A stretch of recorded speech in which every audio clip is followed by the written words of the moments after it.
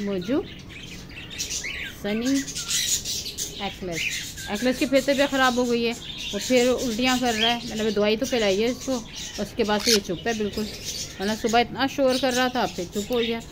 ज़रा आम खिलाया, आम खाने कुछ भी नहीं खाता है अलावा उसके, चावल खा ही नहीं रहा था। मैं कहा चलो आम खिला देती हूँ, आम खिलाया तो उसके बाद से उल्टियाँ कर दी उसने आम की, अब फिर तबीयत ख़राब है।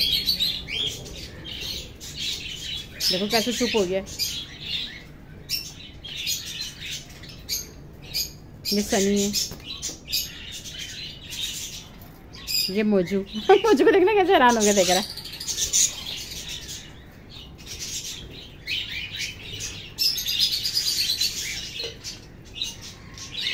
सनी, सनी,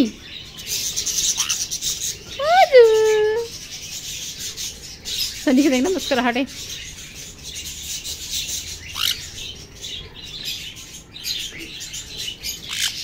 हाँ